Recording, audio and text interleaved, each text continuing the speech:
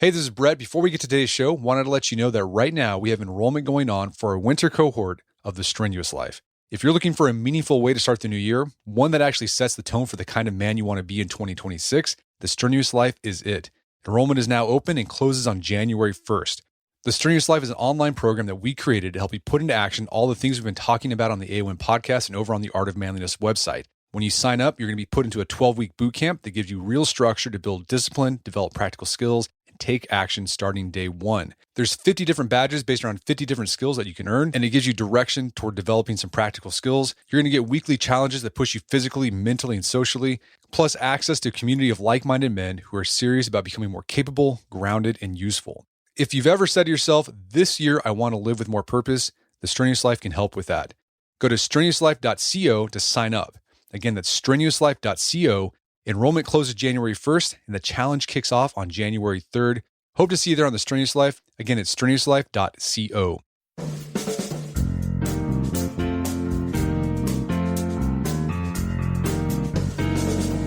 Brett McKay here, and welcome to another edition of the Art of Manliness podcast.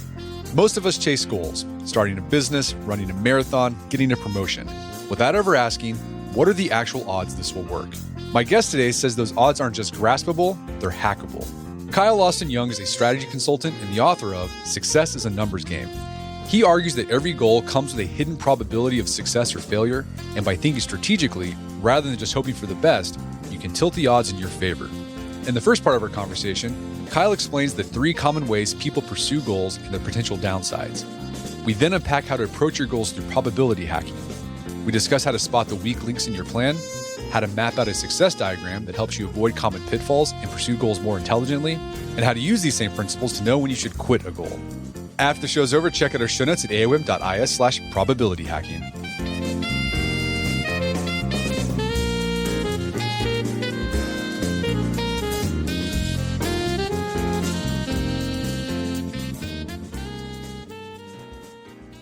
All right. Kyle Young, welcome to the show. Thank you for having me. Excited to be here. So you got a new book out. It's called Success is a Numbers Game. And in this book, you argue that every goal, whether it's to start a business, get a promotion, run a marathon, find a spouse, even, every goal has a hidden probability of success and failure. And once you understand that, you can start hacking your probability of success. Walk us through when you first arrived at this insight.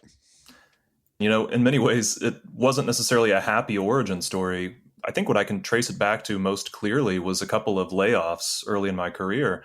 I had different management level positions at a young age, great opportunities. It was cool to have, these leadership roles. And I got laid off twice in 13 months. In one case, I had just bought my first house. The second time, we were in the process of adopting our daughter, which is a famously expensive process. And both times I had to go to my wife and say, I lost my income. And so as I thought about how I was going to ultimately replace that income, I was really fortunate. The day after the second layoff, I had 4 different people offer me positions.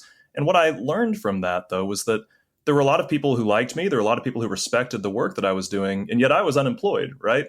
And so what I ultimately drew from that is just the reality that the projects I was involved in were linked to my own future. It wasn't enough to show up and do my job really well. If the projects weren't successful, if the organizations didn't succeed, I was still going to be at risk of losing my income.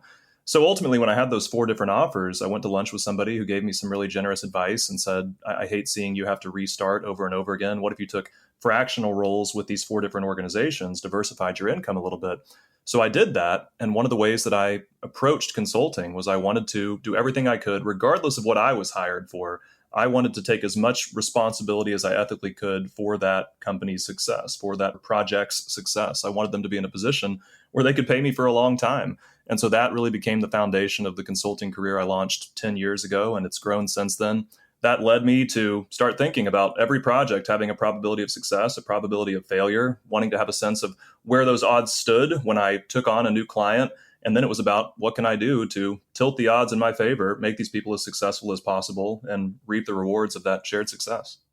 So you argue that when people establish a goal, they typically take 3 approaches to achieve that goal. The first one is people typically choose goals where they know the odds are on their side. Like they just like, yep, I know I can do Sure. that. I'm going to go for that.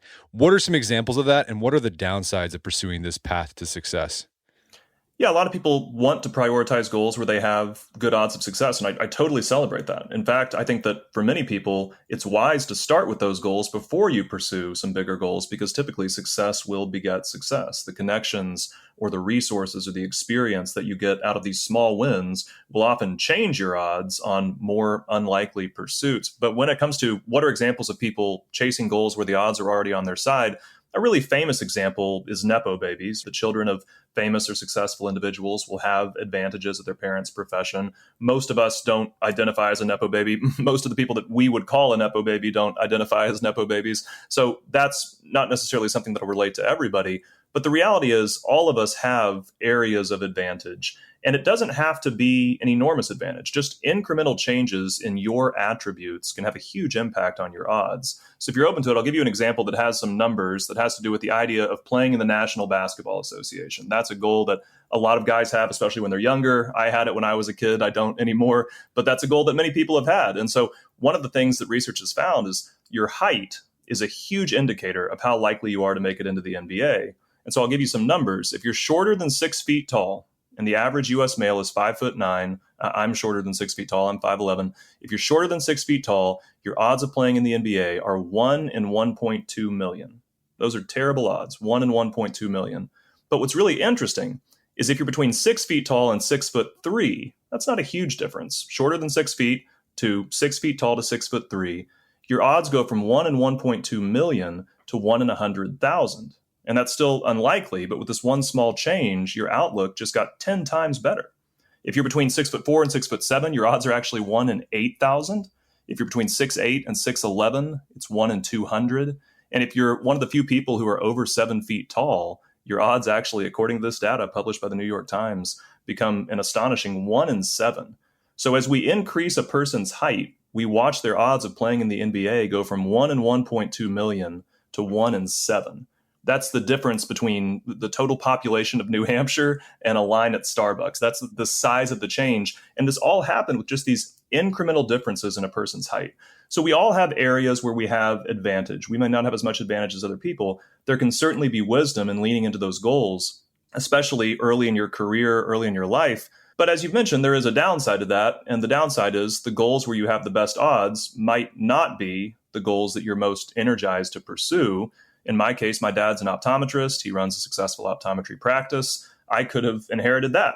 Starting your own optometry practice is a difficult thing to do. He's done all of that. It's already in place. I could have inherited that clientele. I could have inherited those systems, that equipment, and I would have had great odds at continuing, the success of that practice.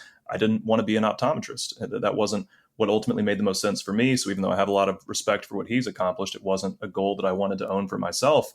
And so because of that, this opportunity where I would have had a pretty good chance of success was, left kind of untapped by me, and I pursued different things. Okay, so there are advantages to pursuing this path. It's just like finding out what your advantages are and capitalizing on them. But as you said, if you just pursue goals where your odds are in your favor, you might be playing it small, or you might be pursuing goals you're not particularly interested in. Yeah, absolutely. So yeah, that takes some reflection.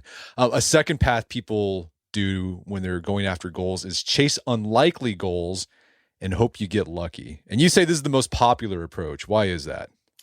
Yeah, and when I say the word popular, a more appropriate word might be common. I don't think a lot of people are doing it intentionally, but the reality is that most people never stop to consider their odds of success. And I'll probably get some opportunities while we're talking to give examples of some of the mistakes we make in our thinking, but they don't even stop to reflect on what their odds of success are. And most big goals are unlikely to succeed. If we think about even just the statistics that kind of circulate in the public consciousness, I'm not trying to give you numbers to cite in a research study, but it's pretty well known, this idea that 9 out of 10 businesses fail. It's pretty well known that most people who set a New Year's resolution will fail to accomplish it. I Googled that, and it actually says it's between 6 and 9% of people who accomplish their New Year's resolutions. The vast majority are failing.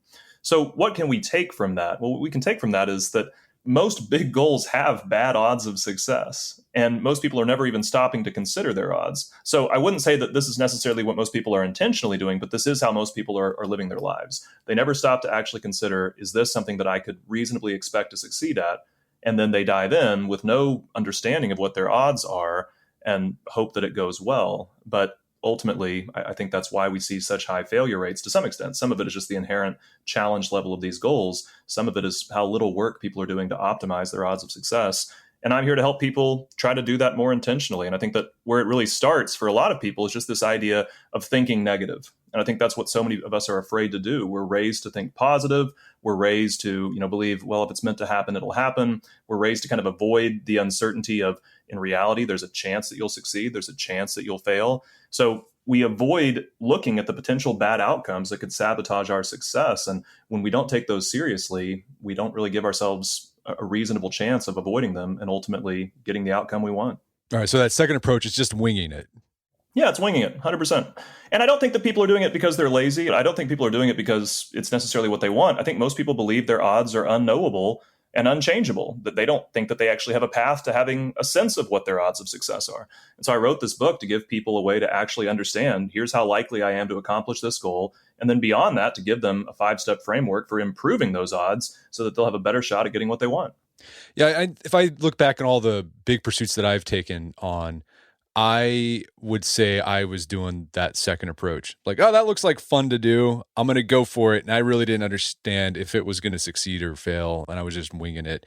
And I mean, some of them really paid off. So there can be some virtue in that. Totally. And there are some goals that we have a moral obligation to pursue, even though the odds are terrible. We should try to cure cancer. That's an unlikely goal. I'm fortunate to be an investor in a company that's trying to create a new treatment for cancer. But obviously, it's an unlikely goal to try to cure cancer. That doesn't mean we shouldn't pursue it. So I'm not saying that it's universally wrong to pursue goals with bad odds. I am saying that we have an opportunity typically to live more rewarding lives if we make space for high probability goals. And certainly if we do everything we can to optimize our odds of success at any goal we're pursuing, regardless of how improbable it might be at the beginning. All right. So the third way you can pursue a goal or unlikely goal is to do so strategically by playing bad odds through multiple attempts. And you say this is the approach that artists and entrepreneurs often take. What does that look like? Sure. So a 90% chance of failure to many people means a dead end. If I were considering a goal that had a 90% chance of failure, it's like, okay, well, no point in doing that. That could never succeed. In reality, that's not what that number is telling us. It means that for every 10 attempts, we predict 1 success and 9 failures. But there is a predicted success. And so at a societal level, when we see those types of successes, we say that people got lucky. We say that, well, 9 people failed, 1 person succeeded. I guess that 1 person got lucky.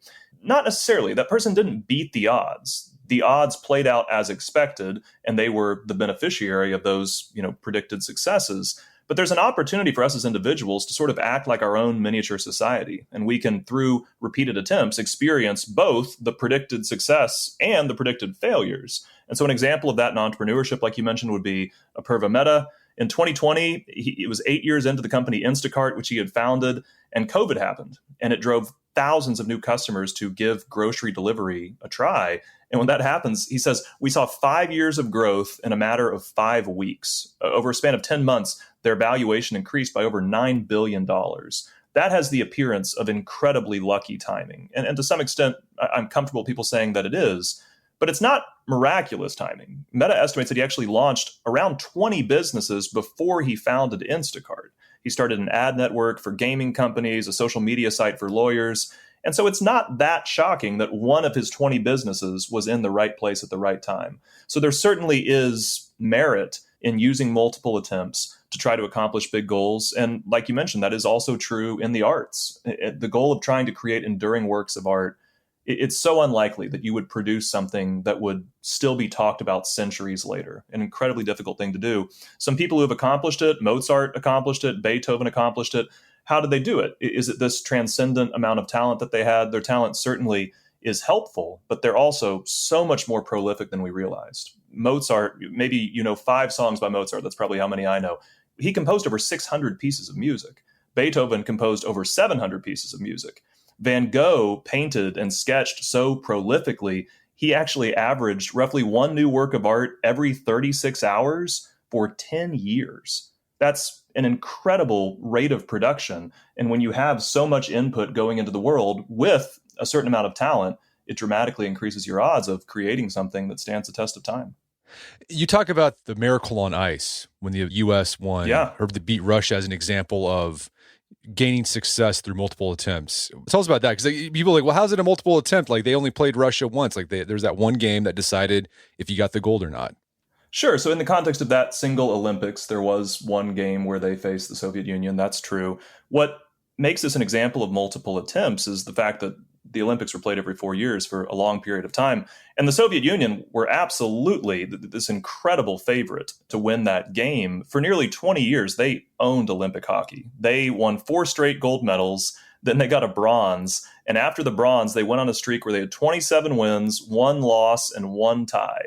They outscored their opponents 175 to 44. Unbelievable how dominant they were in Olympic hockey.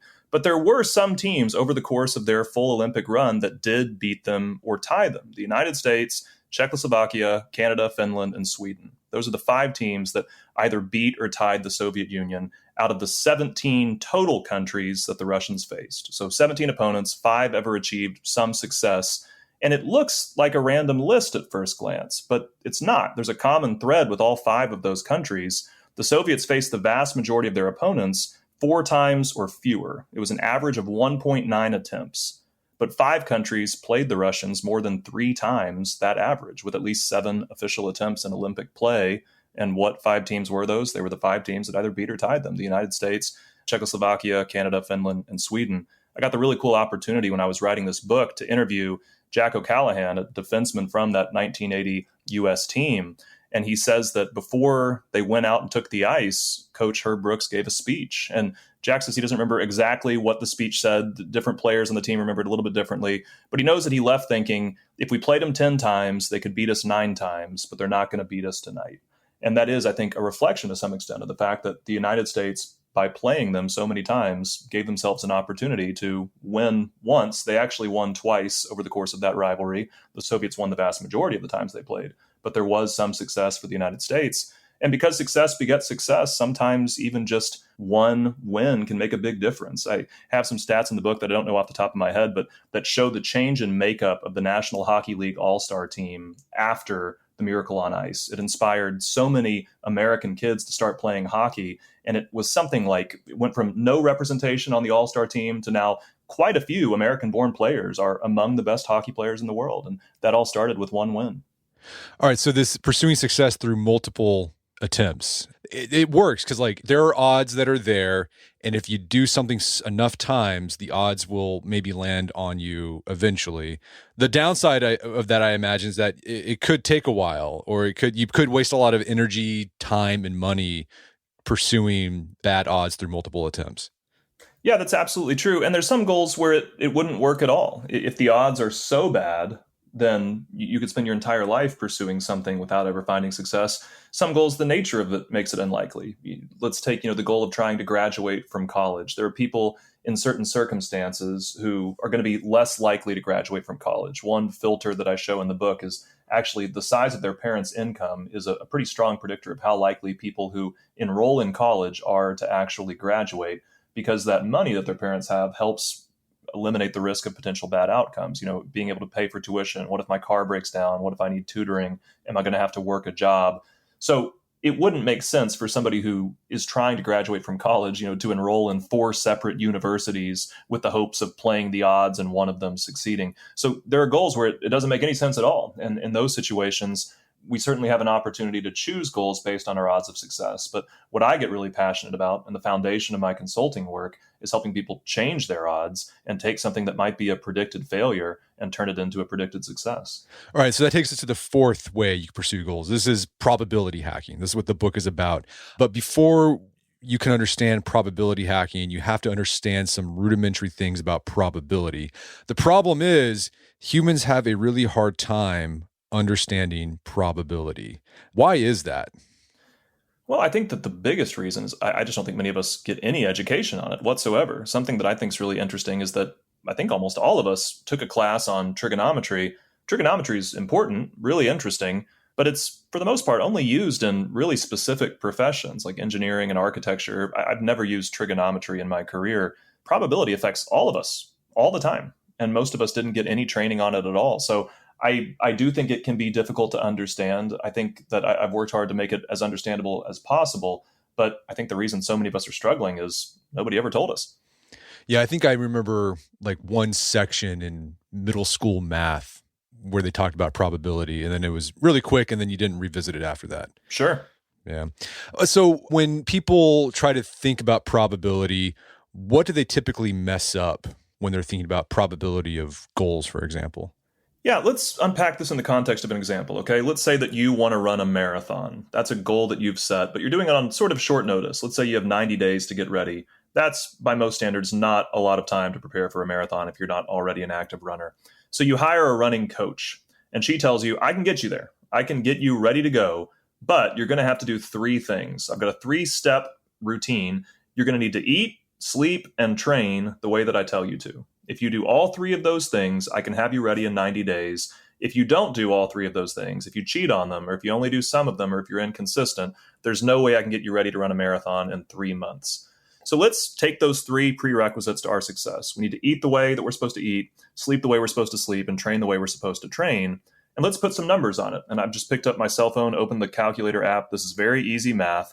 But let's say that we feel pretty good about each of these things. I'm using made up numbers. Let's say that we think that we have a 70% chance of sticking with the nutrition plan, a 70% chance of sticking with the sleep schedule, and a 70% chance of sticking with the training regimen, going out and actually running. So there's three things that need to go right. And we think we have a 70% chance at each of them. What many people do, you asked, what are the mistakes that we make in our thinking? What most people do is what could be called averaging. We look at the prerequisites to our success. We try to get a sense of, in our minds, how likely we are to accomplish each of those things. And then we typically average them. And so in this case, each of these things we think has a 70% chance of happening. Many people would say, great, I have a 70% chance of successfully running this marathon. Even the people who on pen and paper might get the math problem right will still typically do that in their day-to-day thinking. But in truth, you can't average. If you have something that has to go right in order to accomplish a goal, you have to multiply those odds together if you want to get the actual estimate of how likely you are to succeed. So in this case, if we have a 70% chance of eating the way we're supposed to, a 70% chance of sleeping the way we're supposed to, and a 70% chance of training the way we're supposed to, we find that we actually have a 34% chance of being ready on race day. That's a predicted failure. Even though each of these things look good individually, the goal as a whole is not expected to succeed. And I think that's the number one mistake that people make when they're thinking about their odds of success. Okay, so yeah, that's the key thing. That's the key point you put there. Your odds of accomplishing a goal could be understood as the odds of each thing that must happen in order for you to succeed multiplied together. That's right. Right. And a lot of people miss the fact that the more things that have to go right, the lower your odds are going to be. If there's even one step that is unlikely to happen, then your overall odds aren't going to be very high. That's why we have to do what we can to change our odds of success. And going back to that example of the marathon, another point about probability is as you accomplish a step, your odds start to go up. So in the beginning, it's 34%. If you multiply 70% times 70% times 70%. That's right. But let's say you successfully stick to the diet plan 100% throughout the thing. Well, now your odds go up. Like it's 100, that's absolutely true. It's 100 times 70 times 70 after that. Sure, that's exactly right. In this case, the hypothetical I've set up is sort of poorly constructed for this in the sense that we want you to do all three of these things for 90 days. But let's flip it. Let's just, for imagination's sake, say that for 1 month, we need to follow a nutrition plan. Then for the next month, we need to follow a sleep schedule. Then for the next month, we need to follow a training plan. If we were to make it through the first month, then we would only have 2 more prerequisites to our success. And if both of those had a 70% chance of happening, exactly what you just said, we would be up to a 49% chance of success. That's quite a bit better. If we made it through the second month, for the last month, we would have a 70% chance of success, right? Because we've taken care of those other prerequisites. So you're absolutely right. For goals that have a more linear structure, which many of them do, every time you accomplish a step on the path to getting what you want, your odds improve. And if that was an unlikely step, your odds can improve enormously. Yeah, and going to that idea of an unlikely step, your odds can exceed your most unlikely step. Yeah, your odds will never be better than the least likely step. If there's something that absolutely has to happen for you to succeed, let's say that you have to have a certain superior's approval in order to get a proposal through at work. Without that, it can't happen. If you only have a 10% chance of getting that approval, then your overall odds are going to be lower than 10% because there's probably other things that need to happen too. You can never outperform your most unlikely step. And that's why it's really important to prioritize those steps when you're trying to change your odds. It can also be really important to try to front load those steps. If I need somebody's approval in order to get a proposal passed, and there's only a 10% chance of that happening, it could be smart to start by asking for the approval so that if they say no, I won't waste a lot of time on trying to get other team buy-in, creating a prototype, putting pitch decks together, whatever the case may be. If I'm going to fail, it can be good to fail fast so that I can recover faster, move on to other ideas. Any other big picture ideas about probability that people have to understand before they can start probability hacking? I think the only other one is you need to recognize that the odds of all possible events add up to 100%. If I flip a coin, there's two possible outcomes, 50% chance of heads, 50% chance of tails. In real life, our goals aren't that simple, but the same principle holds. The odds of all possible outcomes are going to add up to 100%. What that teaches us is if we want to improve our odds of success, we have to get away from this idea that we're going to somehow wish something into existence. A lot of people want to use commitment as this antidote to risk. Commitment doesn't de-risk your goal at all. Confidence or grit, that's not going to reduce the risk of bad outcomes. In the case of the marathon, if we need to train for 90 days, what are some potential bad outcomes that could go wrong that could keep us from sticking to the training plan? Maybe it's raining on a day when we need to train. Maybe we get shin splints, halfway through the 90 days. Maybe we lose our motivation and we just don't want to get out of bed and go running. Maybe our family, events happen in our lives and our schedule becomes too busy. All of those are potential bad outcomes that could keep us from accomplishing the training plan. All of those outcomes, the odds of each of the bad outcomes and the odds of the one good outcome sticking with the training plan are going to add up to 100%. And so if we want to change our odds of success, we need to think negative. We need to look at what are the bad outcomes that could keep me from getting this? How can I make those less likely to happen so that I can bring those odds over to my side? Probability can be understood a lot of like how we've traditionally understood matter, the idea that it can't be created or destroyed. It can just be transferred and rearranged. The odds that you want are hiding in your potential bad outcomes. We need to find those, make them as unlikely as possible, and bring the odds over to our side. We're going to take a quick break for a word from our sponsors. And now back to the show. Okay, so we got some basic principles of probability. I like the idea. Your odds of accomplishing a goal can be understood as the odds of each thing that must happen in order for you to succeed multiplied together. So that's if there's multiple steps in your goal, the way you figure out the probability is you figure out the probability of each step, and then you multiply those together. And that leads to the idea that the more steps your goal has or more sub-steps your goal has, the odds are going to go down. Your odds of success are going to get harder because you add more things you can multiply. The odds of achieving a goal will never be higher than the odds of your most improbable prerequisite goal. We talked about that. With that out of the way, we can start talking about probability hacking. And a key skill for this is success diagrams. So what is a success diagram? So a success diagram is where you map out everything that has to go right in order for you to accomplish a goal. And I know that's a little bit challenging in an audio format, but you just painted, I think, a really good picture for us.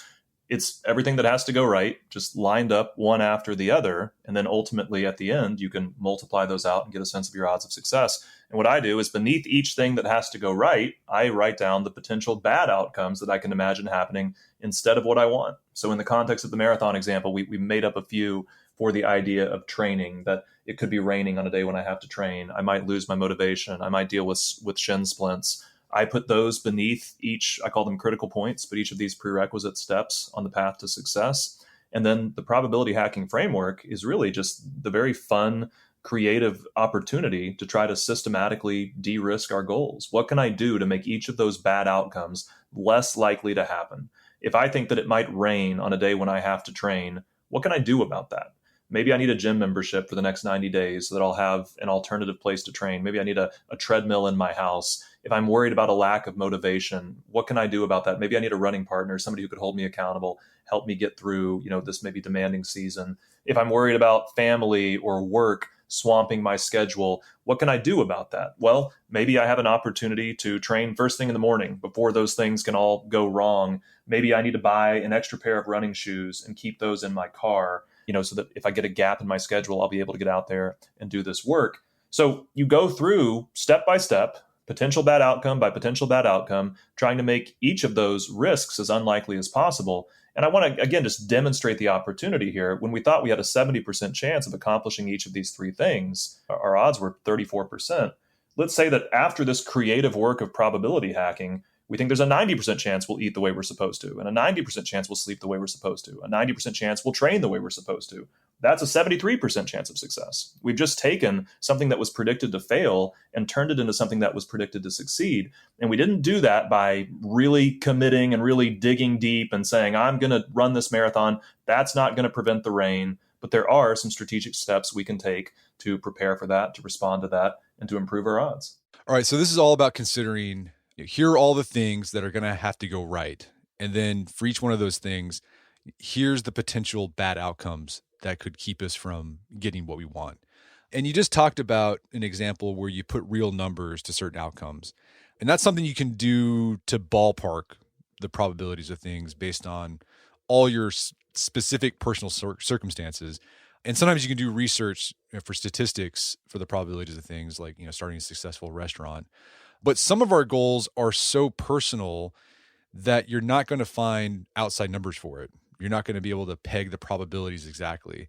But this framework still works to increase your chances for success. So give us another real world example where you haven't put exact numbers to the probabilities of potential outcomes, but you can still use probability hacking to increase your odds of success. Yeah, what we just did is something I call a predictive hack. But I also have in the book what I call an easy hack, where it's not about predicting our odds of success. Predictions aren't going to be perfect. I don't have a model for you that's going to give you perfect numbers. And even if I did, a 99% chance of success still says you're going to fail sometimes, not often, but you're going to fail sometimes. And I give some examples of people who have experienced really unlikely failures. I tell the story of a client, Marion Roach Smith, who got this incredible book deal, did an amazing job writing a book that was so popular. The day before it was supposed to be released, it was number 32 in the entire Amazon store. This book was poised on pre-order to be one of the biggest books that have been released in years. The next day her book comes out. She's headed to the dentist when she gets a call from her husband. He's the editor of a local newspaper.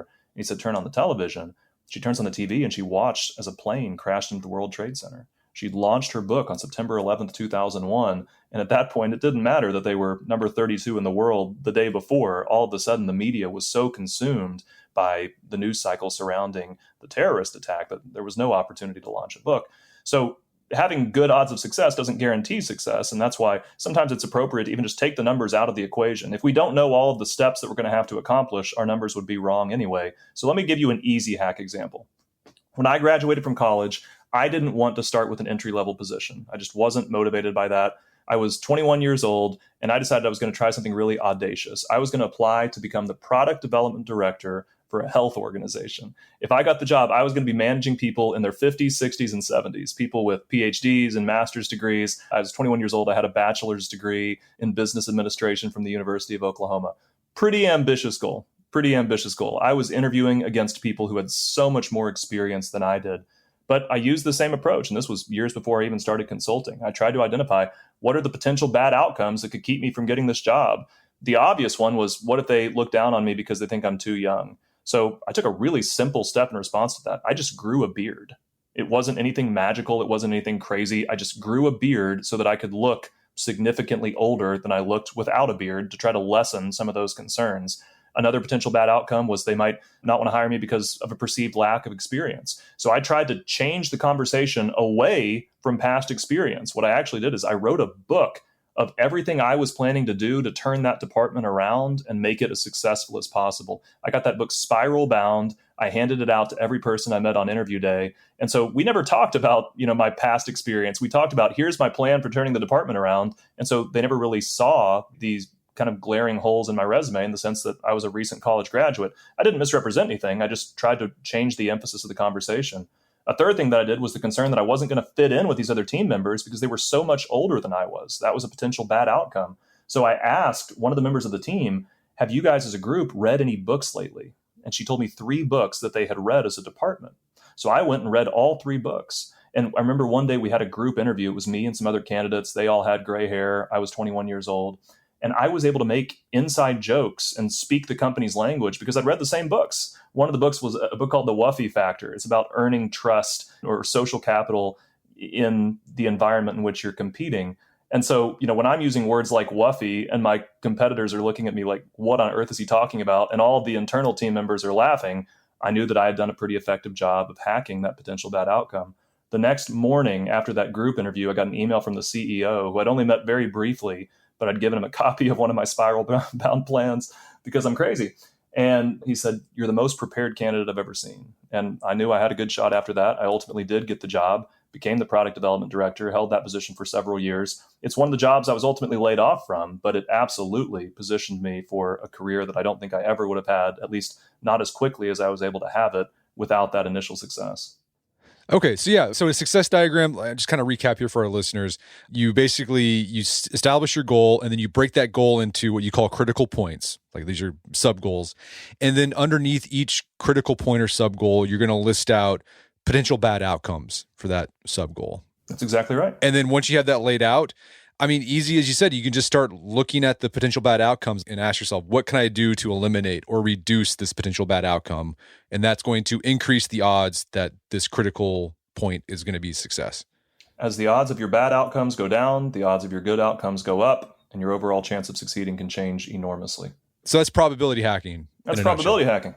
Yeah. Well, and then you also talk about something else you can do is not only look at how you can eliminate or reduce the potential bad outcomes of each critical point, but look for ways you can strap a rocket to a racehorse. What does that look like? Sure, there is some truth in that. Generally speaking, the most reliable way to change your odds of success is to go look at your potential bad outcomes. That is generally going to be the most reliable way because that's almost always going to work. You're almost always going to have ways to make bad outcomes less likely. However, you also have an opportunity, kind of like I alluded to earlier, to design the plan as a whole in a way that will optimize your success. So there might be a prerequisite where you need a person's approval. Let's use that again, because I gave that example earlier. And we think that we only have a 10% chance of getting it. That's meaning that our overall odds of success with this current path are terrible. They're less than 10% because we have to have this person's approval and we don't think we're going to get it. So how do you strap a rocket to a racehorse? Well, if we can design a path to that goal that does not require that person's approval, that's going to be really important. Is there another way to get around that?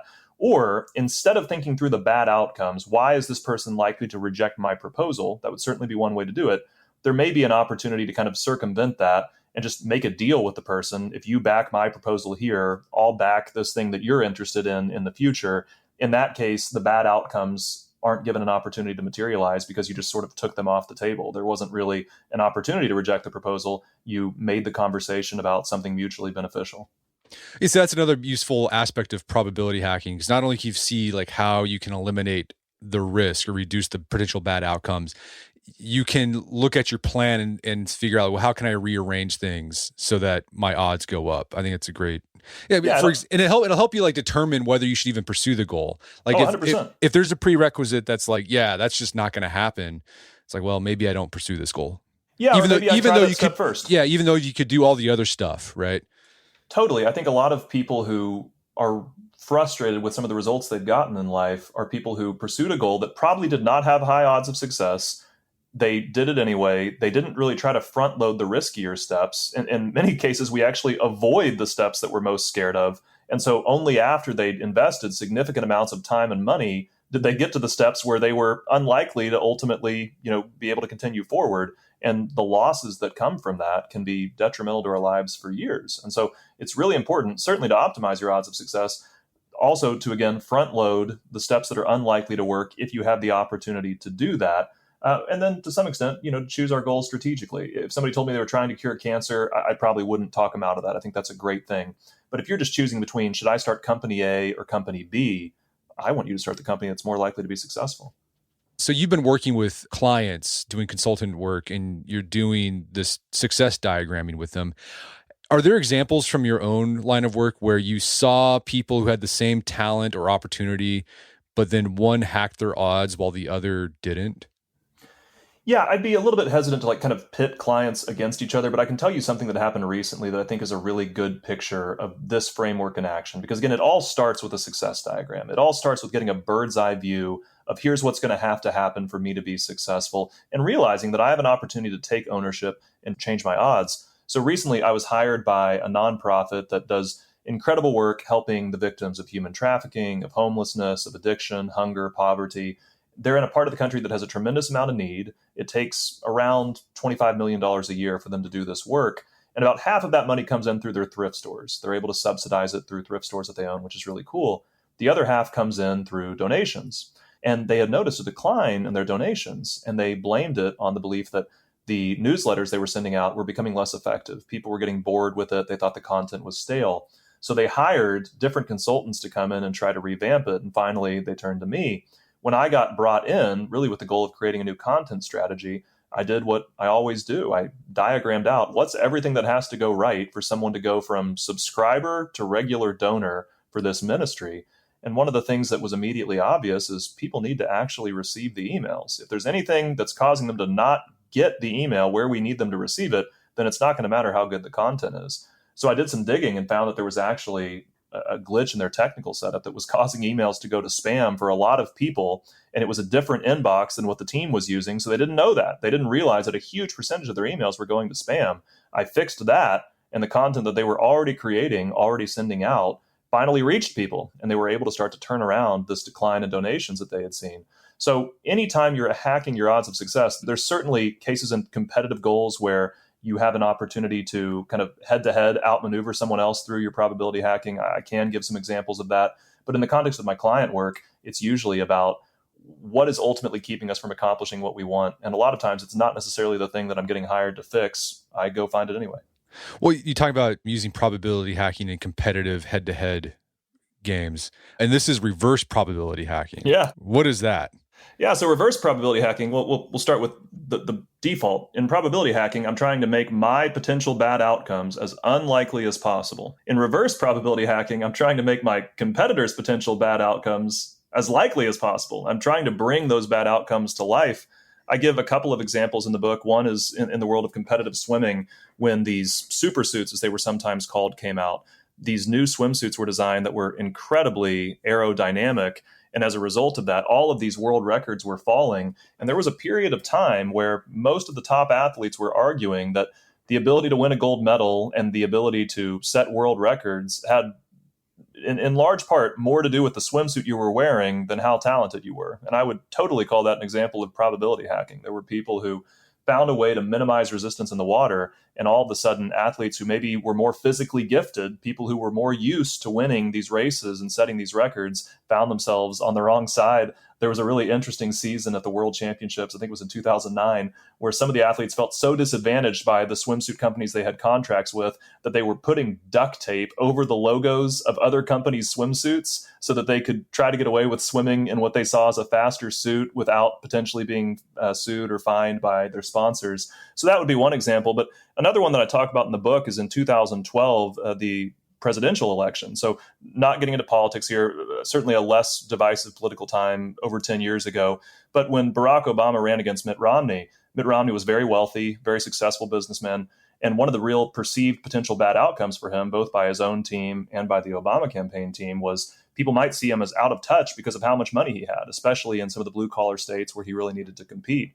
So the Obama campaign very strategically did everything they could to further the argument that he was so wealthy that he was going to be out of touch with middle-class Americans. And he only won, I believe it was 1 out of 9 battleground states. So many people would argue that that was a successful example of reverse probability hacking.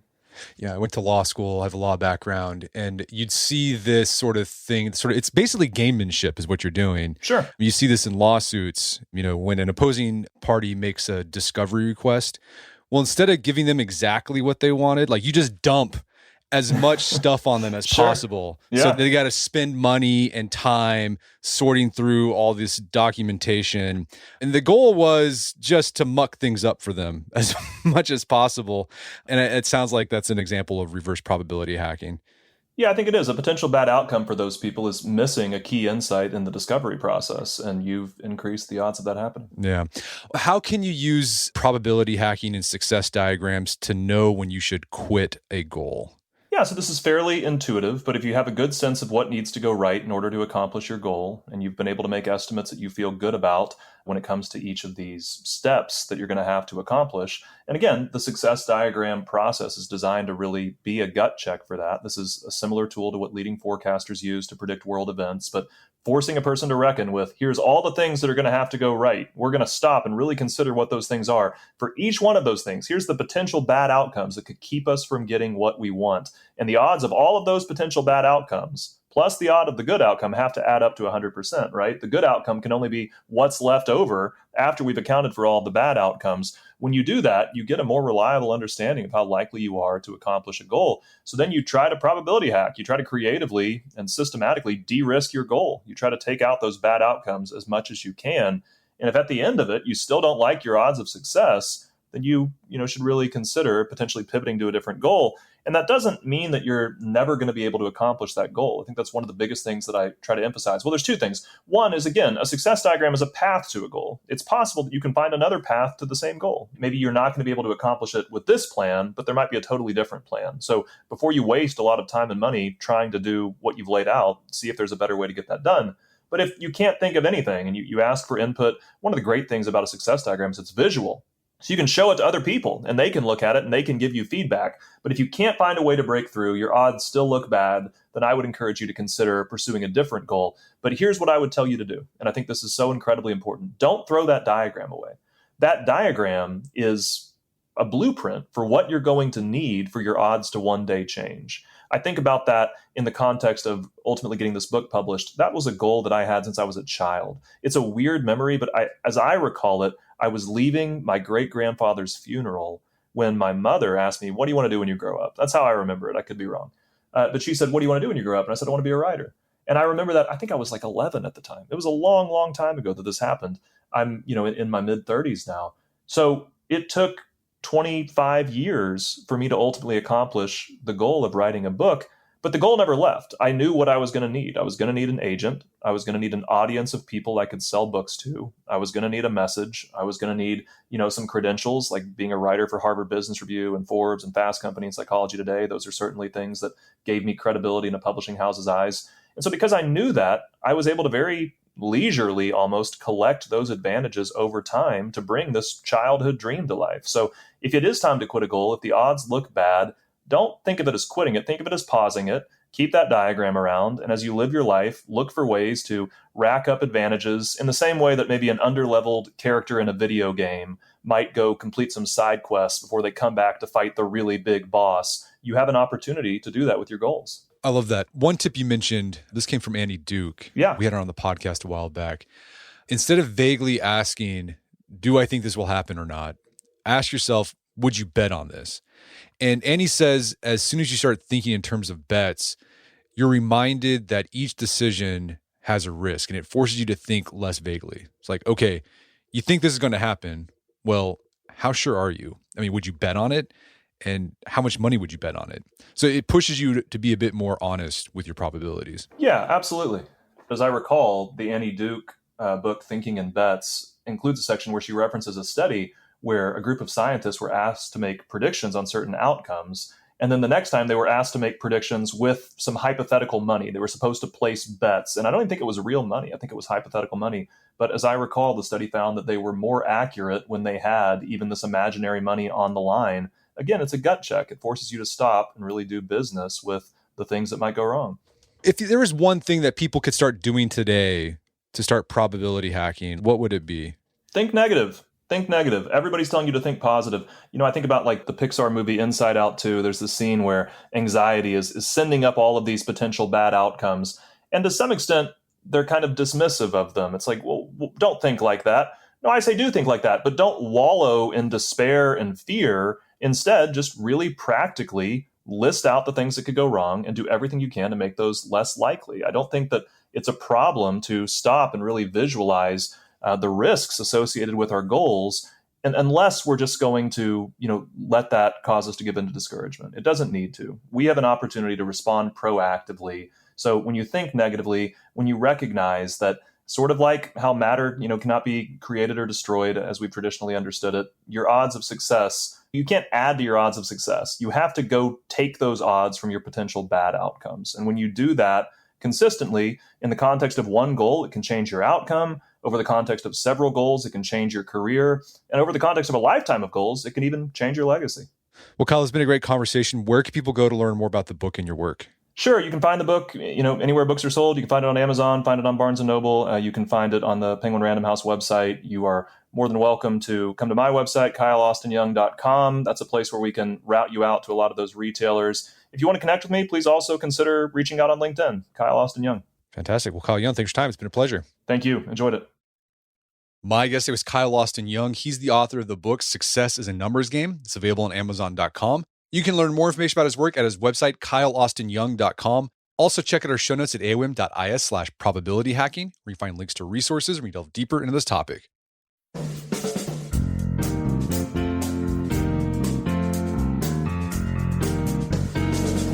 Well, that wraps up another edition of the AOM podcast. Make sure to check out our website at artofmanliness.com, where you can find our podcast archives. And while you're there, sign up for our Art of Manliness newsletter. We got two options. It's a daily and a weekly digest. They're both free. It's the best way to stay on top of what's going on at AOM. And if you haven't done so already, I'd appreciate it if you take 1 minute to give us a review on the podcast or Spotify. It helps out a lot. And if you've done that already, thank you. Please consider sharing the show with a friend or family member who would think of something out of it. As always, thank you for the continued support. Until next time, it's Brett McKay. Remind you to listen to the AOM podcast, but put what you've heard into action.